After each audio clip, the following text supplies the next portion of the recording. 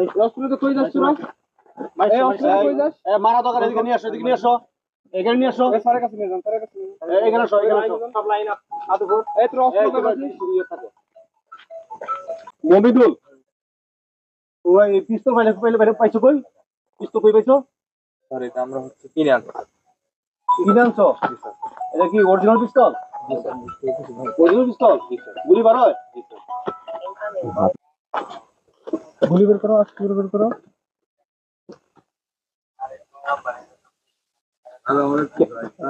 এটা কি অরিজিনাল পিস্তল? না স্যার, এটা হচ্ছে স্যার খেলনা পিস্তল।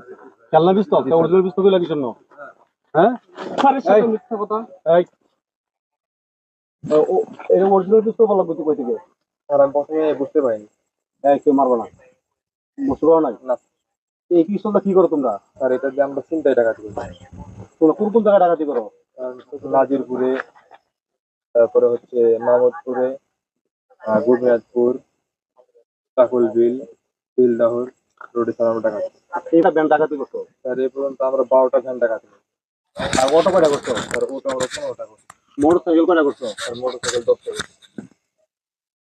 মোটর 10টা মোটরসাইকেল করছো? এই মোটরসাইকেল সেল দাও কোথায়? স্যার এগুলো সব রাজশাহী চলে যায়। এই কার মাধ্যমে নাও?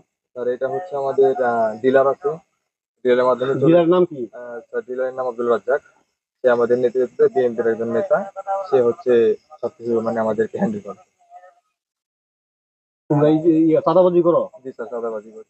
এই ইয়েতে কিসে চাঁদাবাজি করো? স্যার এটা হচ্ছে আমাদের এলাকাতে যারা হচ্ছে স্থায়ী পুকুর আছে, তার পুকুরে স্যার আমরা হচ্ছে তাদের হুমকি ধামকি দিয়ে ভয় দেখাই। ভয় দেখানোর পরে তারা আমাদেরকে টাকা দেয়।